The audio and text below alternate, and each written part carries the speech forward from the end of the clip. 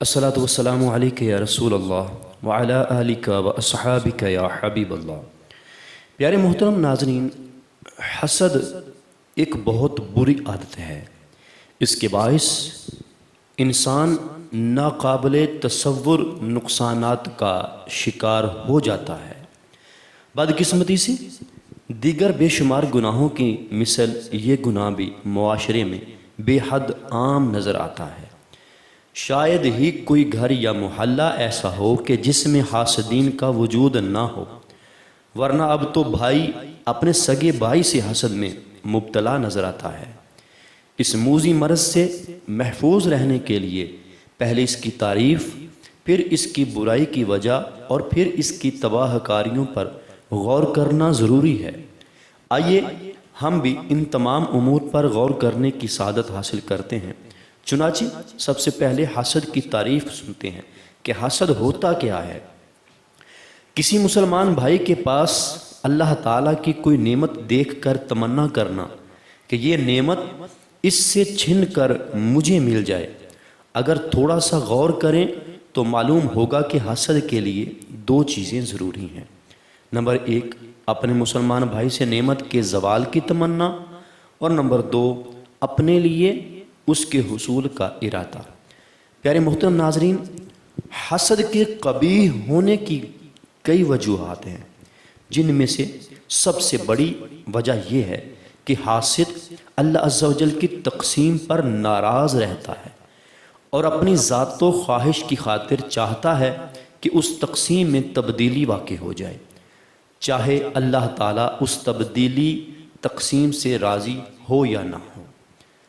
حضرت زکریا علیہ السلام فرماتے ہیں کہ اللہ تعالیٰ نے ارشاد فرمایا، حاسد میری نعمت کا دشمن ہے کہ میرے دوست یعنی محسود پر غصہ کرتا ہے، اور جو کچھ میں نے لوگوں کے حق میں مقرر کر دیا اس پر راضی نہیں ہوتا۔ کسی عارف کا قول ہے کہ 5 وجوہات سے حاسد اپنے رب عز و جل کے ساتھ مقابلہ کرتا ہے۔ نمبر 1، ہر اس نعمت پر غصہ ہوتا ہے جو کسی دوسرے کو ملتی ہے۔ نمبر 2، وہ تقسیم الہی عز و جل پر ناراض ہوتا ہے، یعنی اپنے رب سے کہتا ہے کہ ایسی تقسیم کیوں کی۔ نمبر 3، وہ فضل الہی عز و جل پر بخیلی کرتا ہے۔ نمبر 4، وہ اللہ عز و جل کے دوست کو رسوا کرنا چاہتا ہے اور چاہتا ہے کہ یہ نعمت اس سے چھن جائے۔ نمبر 5، وہ اپنے دوست یعنی ابلیس لعنتی کی مدد کرتا ہے۔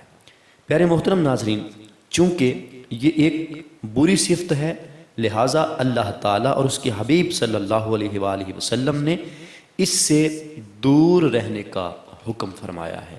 چنانچہ اللہ عز و جل کا فرمان عالی شان ہے، وَلَا تَتَمَنَّوْا مَا فَضَّلَ اللَّهُ بِهِ بعدکم علی بعد۔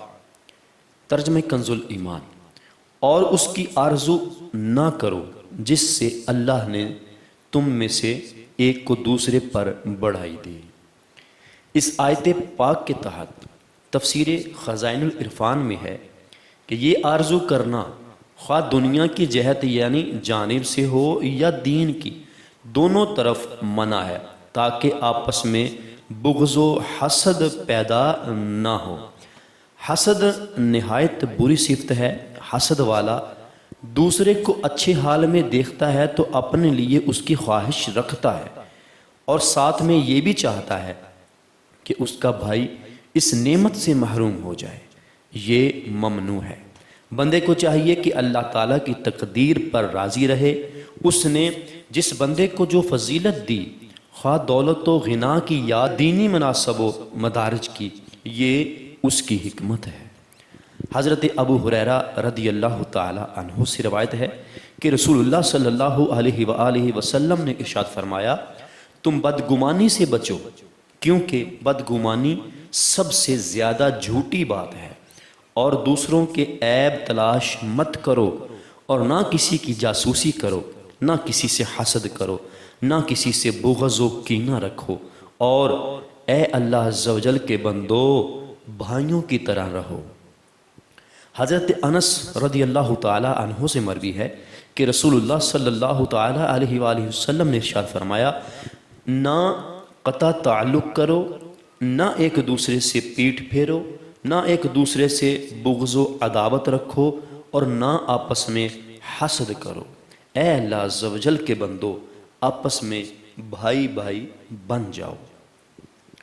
حضرت عبداللہ بن بصر رضی اللہ تعالی عنہ فرماتے ہیں کہ اللہ کے محبوب صلی اللہ علیہ وآلہ وسلم نے ارشاد فرمایا، حسد و چغلی و کہانت نہ مجھ سے ہے اور نہ میں ان سے ہوں۔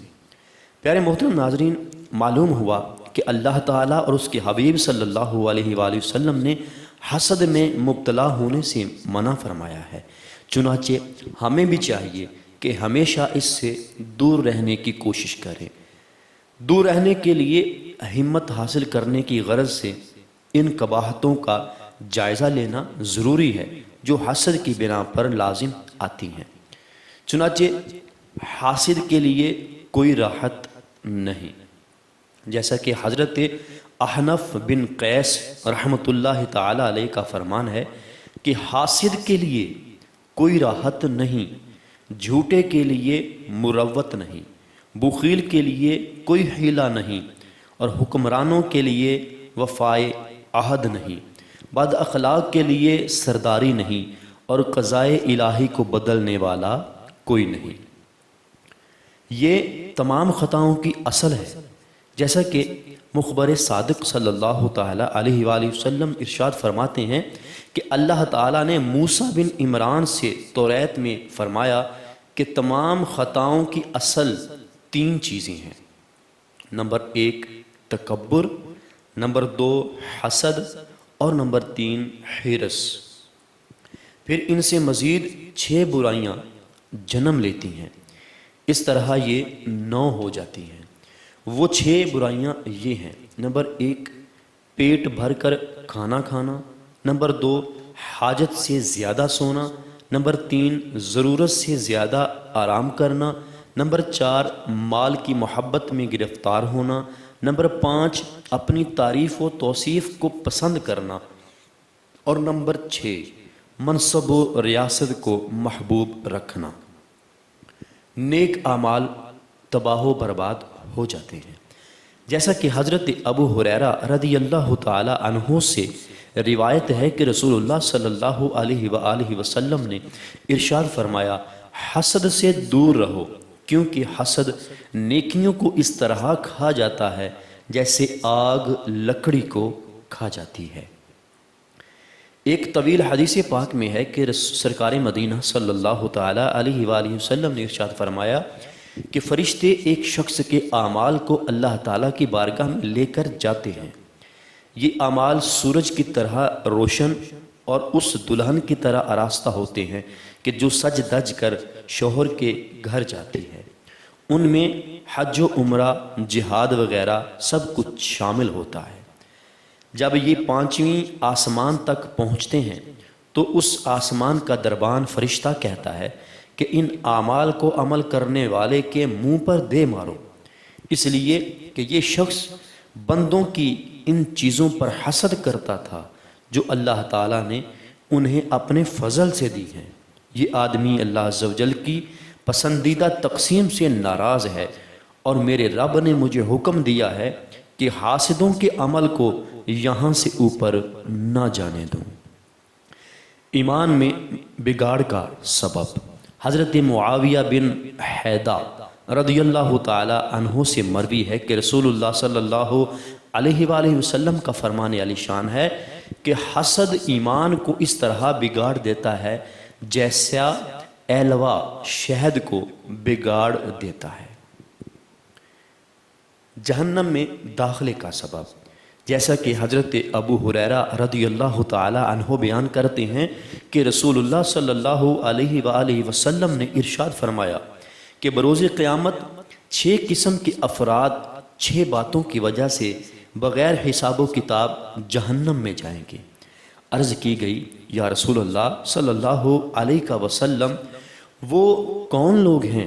ارشاد فرمایا، عرب عصبیت یعنی گروہ بندی کے باعث، حاکم ظلم کی وجہ سے، چودھری لوگ تکبر کی بنا پر، تاجر لوگ خیانت کے بدلے میں، دیہات والے جہالت کے سبب، اور علماء حسد کے ذریعے۔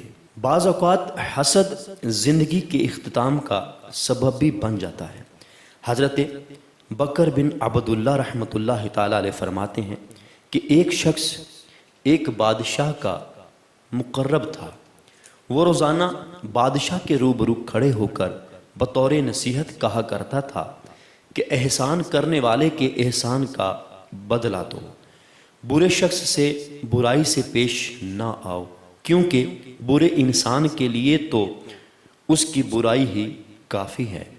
بادشاہ اس کی بہترین نصیحتوں کی وجہ سے اسے بہت محبوب رکھتا تھا۔ ایک دوسرے درباری کو اس سے حسد ہو گیا، چنانچہ ایک دن اس کی عزت کے خاتمے کے لیے بادشاہ سے جھوٹ بولتے ہوئے کہنے لگا کہ یہ شخص آپ کے بارے میں لوگوں سے کہتا پھرتا ہے کہ بادشاہ کے منہ سے بہت سخت بدبو آتی ہے۔ بادشاہ نے پوچھا کہ تیرے پاس اس کی کیا دلیل ہے؟ اس نے عرض کی کہ کل اسے اپنے قریب بلا کر دیکھیے، یہ اپنی ناک پر ہاتھ رکھ لے گا۔ دوسری طرف اگلے روز حاسد اس مقرب کو اپنے گھر لے گیا اور اسے خوب لہسن والا سالن کھلا دیا۔ یہ مقرب کھانے سے فارغ ہو کر حسب معمول دربار پہنچا اور بادشاہ کے روبرو نصیحت بیان کی۔ بادشاہ نے اسے اپنے قریب بلایا۔ اس نے اس خیال سے کہ میرے منہ سے لہسن کی بو بادشاہ تک نہ پہنچے، اپنے منہ پر ہاتھ رکھ لیا۔ بادشاہ کو اس حرکت کے باعث یقین ہو گیا کہ دوسرا درباری درست کہہ رہا ہے۔ بادشاہ نے اپنے ہاتھ سے ایک عامل کو خط لکھا کہ اس خط کے لانے والے کی فوراً گردن اڑا دو اور اس کی لاش میں بھس بھر کر ہمارے پاس روانہ کرو۔ بادشاہ کی یہ عادت تھی کہ جب کسی کو انعام و اکرام دینا مقصود ہوتا تو خود اپنے ہاتھ سے خط لکھتا، اس کے علاوہ کوئی بھی حکم اپنے ہاتھ سے نہ لکھتا تھا۔ لیکن اس مرتبہ اس نے خلاف معمول اپنے ہاتھ سے سزا کا حکم لکھ دیا۔ جب مقرب خط لے کر محل سے باہر نکلا تو حاسد نے اسے پوچھا کہ یہ تیرے ہاتھ میں کیا ہے؟ اس نے جواب دیا کہ بادشاہ نے اپنے ہاتھ سے فلاں عامل کے ہاتھ خط لکھا تھا، یہ وہی ہے۔ حاسد نے خط لکھنے کے سابقہ طریقے پر قیاس کرتے ہوئے لالچ میں آ کر کہا کہ یہ خط مجھے دے دو۔ مقرب نے اعلیٰ ظرفی کا مظاہرہ کرتے ہوئے خط اس کے حوالے کر دیا۔ حاسد فوراً عامل کے پاس پہنچا اور انعام و اکرام طلب کیا۔ عامل نے کہا اس میں تو خط لانے والے کی قتل کرنے کا حکم درج ہے۔ اب تو حاسد کے اوسان خطا ہو گئے۔ بڑی عاجزی سے بولا کہ یقین کرو کہ یہ خط تو کسی دوسرے شخص کے لیے تھا، تم بادشاہ سے معلوم کر لو۔ عامل نے جواب دیا کہ بادشاہ سلامت کے حکم میں کسی اگر مگر کی گنجائش نہیں ہوتی، یہ کہہ کر اسے قتل کر دیا۔ دوسرے دن مقرب حسب معمول دربار میں پہنچا اور نصیحت بیان کی۔ بادشاہ نے متعجب ہو کر اپنے فرمان کے بارے میں پوچھا۔ اس نے کہا وہ تو مجھ سے فلاں درباری نے لے لیا تھا۔ بادشاہ نے کہا کہ وہ تو تیرے بارے میں بتاتا تھا کہ تو مجھے گندا دہن کہا کرتا ہے۔ مقرب نے عرض کی کہ میں نے تو کبھی بھی ایسا کلام نہیں کیا۔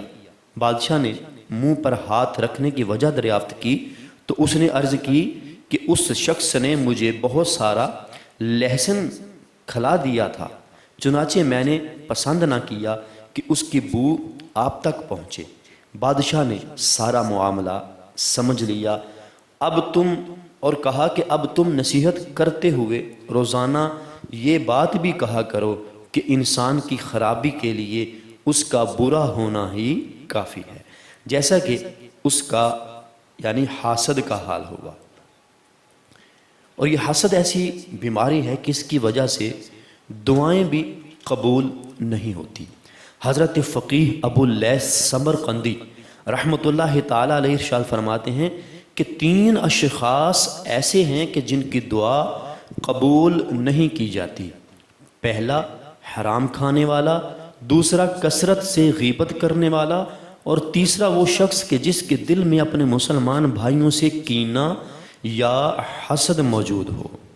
حضرت فقیہ ابو اللیث سمرقندی رحمۃ اللہ تعالی علیہ فرماتے ہیں کہ حسد سے بڑھ کر بدترین اور نقصان دہ چیز کوئی شے نہیں، کیونکہ حسد کا اثر دشمن سے پہلے خود حاسد کو 5 چیزوں میں مبتلا کر دیتا ہے۔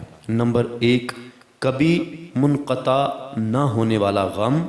نمبر 2، بے اجر مصیبت۔ نمبر 3، ناقابل تعریف اور لائق مذمت حالت۔ نمبر 4، اللہ تعالیٰ کی ناراضگی۔ نمبر 5، توفیق الہی کے دروازے اس پر بند ہو جاتے ہیں۔ حضرت ابن سماک رحمۃ اللہ تعالی علیہ ارشاد فرماتے ہیں کہ میں نے حاسد کے علاوہ کسی ظالم کو مظلوم کے ساتھ زیادہ مشابہت رکھنے والا نہ دیکھا۔ ہر وقت افسردہ طبیعت، پریشان خیال اور غم میں مبتلا رہتا ہے۔ حضرت حاتم اصم رحمۃ اللہ تعالی علیہ نے ارشاد فرمایا کہ کینہ پرور دیندار نہیں ہوتا، لوگوں کی عیب نکالنے والا عبادت گزار نہیں ہو سکتا، چغل خور کو امن نصیب نہیں ہوتا، اور حاسد شخص نصرت خداوندی سے محروم رہتا ہے۔ حضرت امام غزالی کا فرمان ہے کہ حسد کے باعث حاسد کا دل اندھا ہو جاتا ہے، یہاں تک کہ اللہ عز و جل کے احکامات کو سمجھنے کی صلاحیت ختم ہو جاتی ہے۔ اور حضرت سفیان ثوری رحمۃ اللہ تعالی علیہ فرمایا کرتے تھے کہ حاسد نہ بن تاکہ تجھے سوچنے سمجھنے کی تیزی نصیب ہو۔ حضرت رسول کریم صلی اللہ تعالی علیہ وآلہ وسلم نے ایک مرتبہ ارشاد فرمایا کہ بے شک کچھ لوگ اللہ تعالیٰ کی نعمتوں کے دشمن ہیں۔ عرض کی گئی یا رسول اللہ صلی اللہ علیہ وسلم وہ کون لوگ ہیں؟ ارشاد فرمایا وہ لوگ کہ جو اپنے مسلمان بھائیوں کو ان نعمتوں سے حسد کرتے ہیں جو انہیں اللہ تعالیٰ نے اپنے فضل و کرم سے عطا فرمائی ہیں۔ حضرت وہب بن منبہ رضی اللہ تعالیٰ عنہ کا فرمان علی شان ہے کہ حاسد کی 3 نشانیاں ہیں۔ نمبر 1، جب سامنے آتا ہے تو چاپلوسی یعنی بے جا تعریف کرتا ہے، اور نمبر 2، پیٹھ پیچھے غیبت کرتا ہے، اور نمبر 3، جب دوسرے پر مصیبت آتی ہے تو خوش ہوتا ہے۔ پیارے محترم ناظرین، ذکر کردہ نقصانات سے بچنے کے لیے ہمیں ہاتھوں ہاتھ اس کے علاج کے لیے کمر بستہ ہو جانا چاہیے۔ اس سلسلے میں درجہ ذیل امور پر عمل کرنا بے حد مفید ثابت ہو سکتا ہے۔ نمبر 1 کہ اللہ تعالیٰ کی بارگاہ میں اس مرض سے شفا کے حصول کے لیے گڑ گڑا کر دعا کریں۔ نمبر 2، اپنی موت کو یاد کرتے رہنے کی عادت اپنائیے۔ اس عمل کی برکات آپ کھلی آنکھوں سے ملاحظہ کریں گے انشاءاللہ۔ اور نمبر 3، جس سے حسد محسوس ہو اس کو تحفہ دیتے رہنے کی ترکیب بنائیں۔ نمبر 4، محسود کے اوصاف حمیدہ میں اضافے کی دعا کرتے رہیں۔ نمبر 5، حسد سے چھٹکارا حاصل کرنے کی برکتوں پر مشتمل روایت کا مطالعہ فرمائیں۔ حضرت وہب بن منبہ فرماتے تھے کہ توریت میں لکھا ہے کہ جو حسد کو ترک کر دے تو بروز قیامت تمام مخلوق کے سامنے اس کی تعریف کی جائے گی۔ اللہ تبارک و تعالی ہم سب کو اس آفت بد سے محفوظ فرمائے، آمین بجاہ النبی الامین صلی اللہ تعالی علیہ وآلہ وسلم۔ جی محترم ناظرین، آج کی اس ویڈیو کے اندر آپ نے حسد کے نقصانات سنے کہ حسد کتنی بری چیز ہے، اس سے اعمال برباد ہو جاتے ہیں اور انسان کا کتنا بڑا نقصان ہوتا ہے، دنیاوی طور پر بھی اور اخروی طور پر بھی۔ دنیا میں بھی وہ شخص ذلیل ہوتا ہے، پریشان ہوتا ہے، اور آخرت میں بھی جب اس کا نامہ اعمال کھولا جائے گا تو وہاں پہ بھی اسے رسوائی ہوگی۔ اللہ تعالی ہم سب کو اس مرض سے محفوظ رکھے، آمین بجاہ النبی الامین صلی اللہ تعالی علیہ وآلہ وسلم۔